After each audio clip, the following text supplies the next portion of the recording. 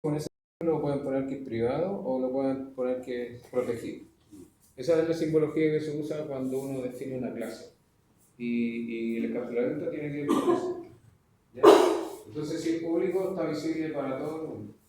Para todo el mundo, en realidad está visible para qué lentes tienen el mundo que dije yo. Para todo, para todas las clases que están relacionadas. El encapsulamiento entonces permite ocultar información, es decir, permite asegurar que el contenido objeto se puede ocultar al mundo exterior.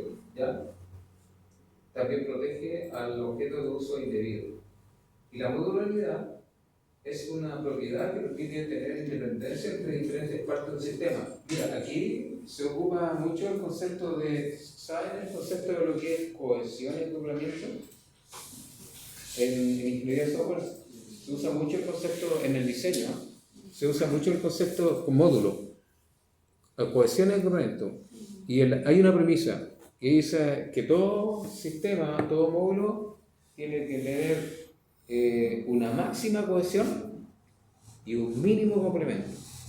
Si hablamos de módulos, entonces los módulos tienen que estar débilmente acoplados y fuertemente cohesionados, fuertemente cohesionados. Si habláramos de nuevo, porque me gusta llevarlo a algo más que puedan entender, por ejemplo, este curso, si ustedes están bien unidos, entonces significa que son altamente cohesionados. Y si hablamos de grupos, entonces los grupos que ustedes formaron para hacer el proyecto, entre ustedes están altamente cohesionados, o sea que todos trabajan para el proyecto, nadie falla, están altamente cohesionados. Y débilmente acoplado significa que tu grupo que está allá no se relaciona mucho con este grupo que está acá. ¿Te fijáis? O sea, lo justo y necesario. Hola, ¿cómo estáis? Chao. O sea, no nos relacionamos mucho con eso. Esto que estoy hablando se usa en el diseño. O sea, lo que tienes que propender tú es que los módulos que tú desarrolles están débilmente acoplados uno con otro. ¿Qué significa eso? Que un módulo no dependa de otro para poder funcionar. Pero el código en sí, adentro de lo que tú haces, tiene que estar bien altamente cohesionado. O sea, en la obtención de objetos, en las clases, ojalá que todas las clases trabajen con sus propios métodos, que no dependan de otro método. Eso es lo que está detrás de eso. Se usa el concepto de cohesión equivalente, que no sé si esto lo va a decir acá, pero esto se enseña, digamos, es que depende de quién escribió esto, no sé, pero eso tiene que ver con eso. ¿Ya? Bueno, ahí está, pues mira. Cuando tú creas un programa, ¿cómo se puede hacer la relación de acoplamiento a través de esto? De un programa principal o del menú principal de tu código, y solo las relaciones son a través del módulo principal, no. Es que es lo mismo que tú tienes una app y entras a la página principal y tú a través de la página principal accedes a los distintos módulos, ¿te fijas? Y que no desde un módulo accedas a otro módulo, sino que siempre tienes que volver al menú principal. Eso tiene que ver cómo ustedes implementan un desarrollo, no tan solo en orientación a objetos, en enfoque tradicional también se usa ese concepto. Pero aquí está definiendo la orientación a objetos. Entonces la modularidad está muy relacionado con el ocultamiento de información. Módulos que no se intercambia información entre ellos. ¿Ya? Esto en programación, y en programación real se usa cuando ustedes utilizan funciones y procedimientos en un programa. ¿Okay? Porque tú las funciones las tienes que llamar del programa principal. ¿Ya? Entonces el programa principal, pero de repente en programación no utilizamos funciones que son reutilizables, que las estamos ocupando en una parte y las vamos a reutilizar en otra. ¿Ya? Eso es encapsulamiento, y después estaría, perdón, modularidad y la herencia. La herencia, como aquí el alumno decía, es cuando tú heredas, por ejemplo, desde el punto de vista gráfico, lo que estás viendo acá, sería que tú tienes la clase persona, ¿ya? Y aquí tienes definido atributos y métodos. Esos atributos y métodos son reutilizados en esta, para no usar copiar.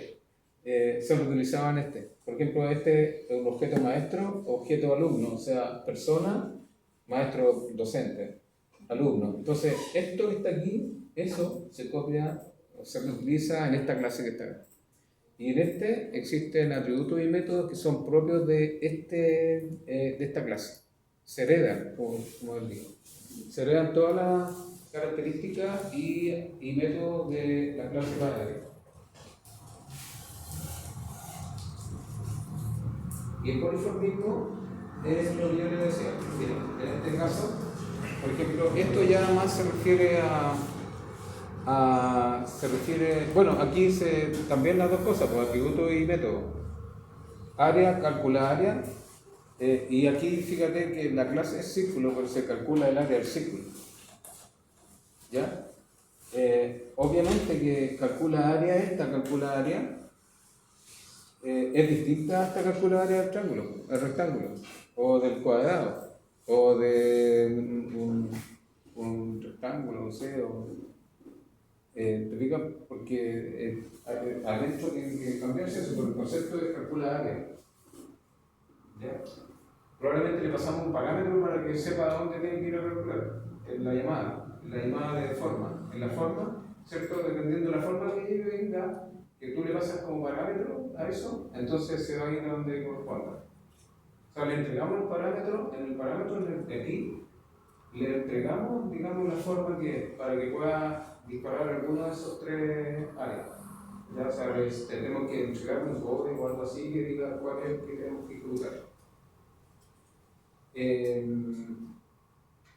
Bueno, para lograr esto hay que hacer todo un trabajo. Miren, acá yo voy a ir al final, no, porque aquí viene un ejemplo. Mira, cuando se habla de análisis y diseño orientado a objetos, análisis y diseño, es porque se está hablando de esto. Mira, este caso, y después ustedes lo pueden ver en detalle, es un caso de un negocio, de un negocio que imprime, su negocio de impresión.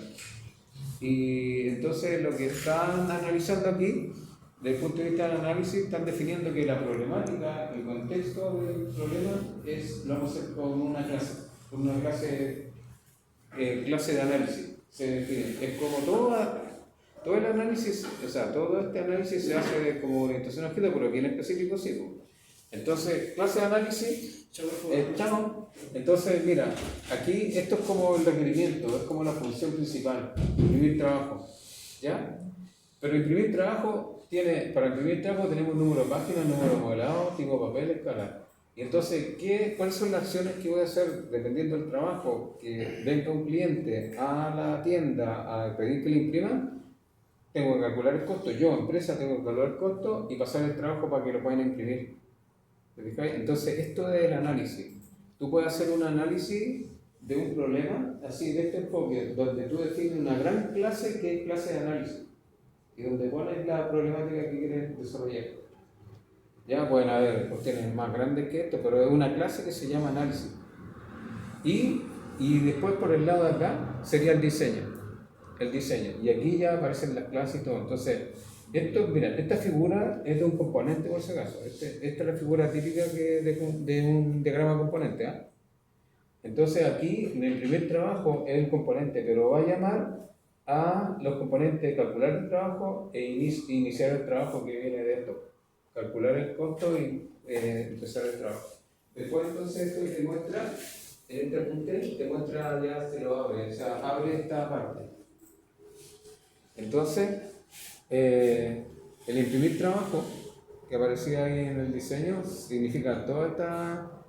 Recuerden, esto que está aquí, que es de una clase, esta parte, ¿qué está definiendo acá? Los atributos. Y estos son los métodos, o las acciones, que se hacen sobre estos datos que están acá. Ya, pero cada uno de esos, que calcular el trabajo significa estos métodos que están acá, ¿cierto? Calcular costo, página, costo papel, y en este otro caso son los métodos de iniciar el trabajo, significa calcular el costo del trabajo, elaborar la orden de trabajo, verificar la prioridad y pasar el trabajo a producción. ¿Ya? Que es lo que está ahí abajo. Eso que está ahí. ¿Ya? Pasar el trabajo a producción, o sea, lo están abriendo nomás ese componente, ¿ya? Es como una clase. ¿Ya? Y bueno, esta es una simplificación de un análisis y diseño orientado a objetos. Ahí tendrían las clases y tendrían cada uno de los componentes que forman parte de la solución. se pueden hacer cosas como estas. Cuando uno la entiende, a veces es más fácil que hacer toda una metodología tradicional, pero hay que meterse en esto, o sea, no es tan simple tampoco. Hay empresas que trabajan bajo esta metodología, hay empresas desarrolladoras de software que trabajan con esto, pero ya es porque tienen experiencia en todo este ámbito. Lo que más se hace en términos reales en una empresa es que definimos esta parte, o sea, las clases, los componentes que intervienen en una solución, para que podamos entender. ¿Ya? Bueno, y después yo les dejo ahí como tema para que puedan ver esto. Mira, aquí hay un diagrama componente, que la misión les pido a ustedes. Sistema de expresión de trabajo, el dato, en fin. Siempre un diagrama componente muestra como las funcionalidades, siempre un diagrama componente tiene que mostrar el software que se va a trabajar. Ya, eso es para que ustedes lo vean. Y ahí hay un análisis comparativo entre el enfoque tradicional, o sea, análisis y diseño estructurado, y el análisis y diseño orientado a objetos. ¿Ya? Ahí están las características, pero obviamente que esto le da, está por el lado del enfoque orientado a objetos, o sea, está sacando ventaja la orientación a objetos en esta comparación, está sacando ventaja. ¿Ya? Solo mirar uno, consta de 5 fases: análisis, diseño, codificación, prueba e integración, en la metodología tradicional, y en este consta de 4 fases: análisis, diseño, evolución y modificación. Entonces, como que todas las ventajas van por el lado de la orientación a objetos. Pero ahí, para que ustedes lo vean, lo analicen, si alguna vez tienen que trabajar en esta metodología, ya tienen estos apuntes. Yo les aconsejo que todos estos apuntes descarguenlos igual, los copien, para que lo tengan por si alguna vez necesitan trabajar. Y las pruebas también son distintas en la orientación a objetos. Recuerden que las pruebas que hacemos en el análisis estructurado tienen que ver con probar procesos, probar entrada, salida, probar pruebas de caja negra, caja blanca, pruebas unitarias de módulo. En este caso, las pruebas van por el lado de las clases. Las relaciones entre clases, las pruebas todas tienen que ver con los métodos que se disparan, ¿cierto? Y los resultados de esos métodos. ¿Ya? Eso es lo que las pruebas te van a decir. Ya, y finalmente, porque aquí se pasa rápido ahora, miren, yo les voy a subir un documento adicional, que es este que está acá.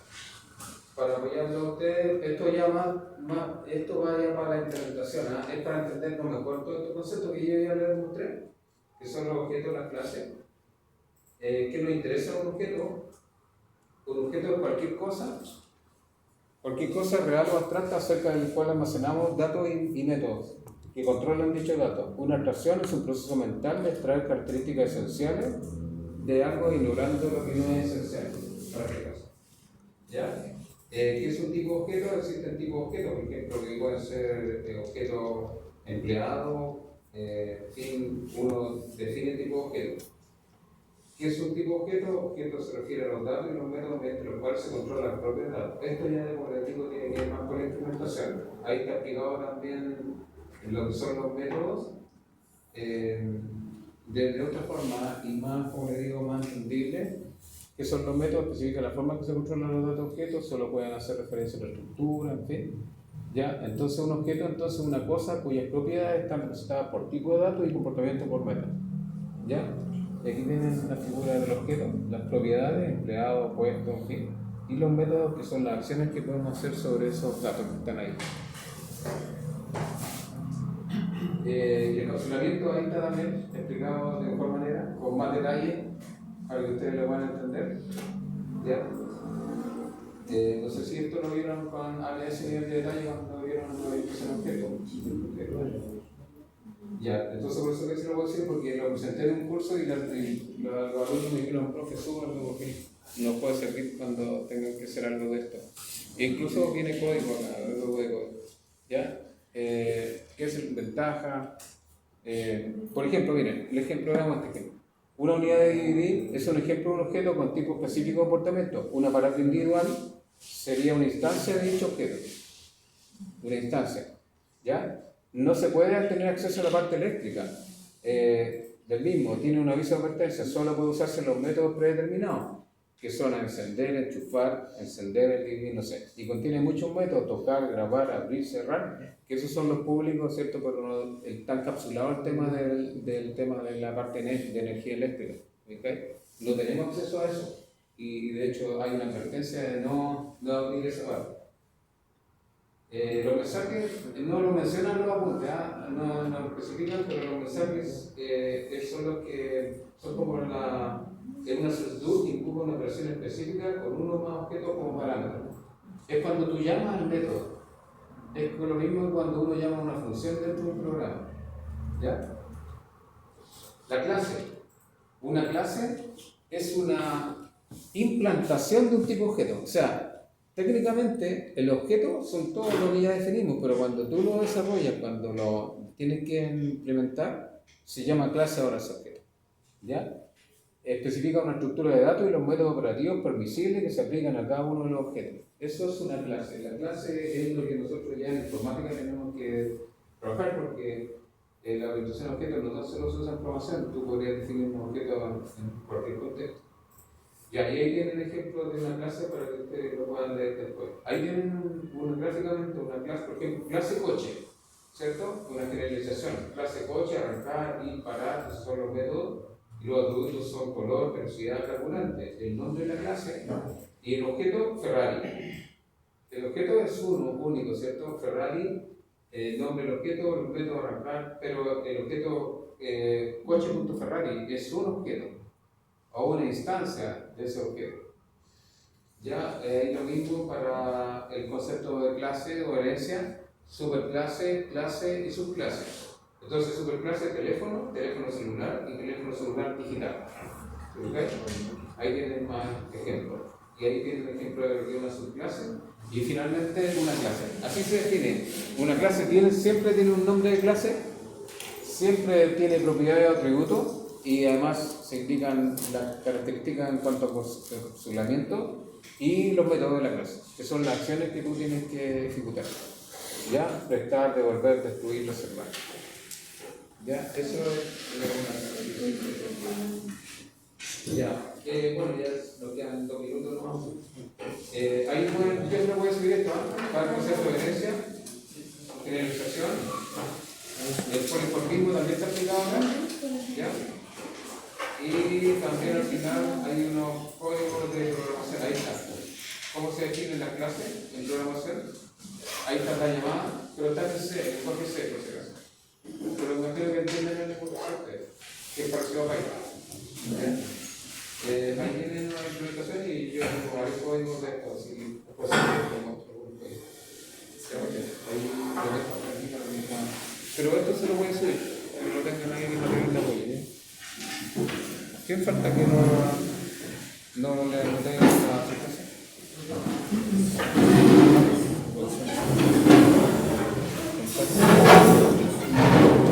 Nicolás. ¿Bien?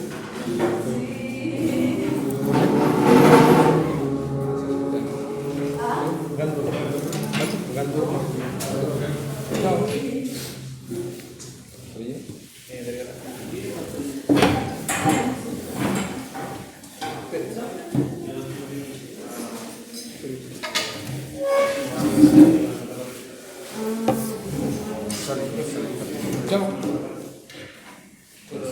Sale. Patricio, te digo chao. Patricio González. Sí. ¿Y quién se presenta?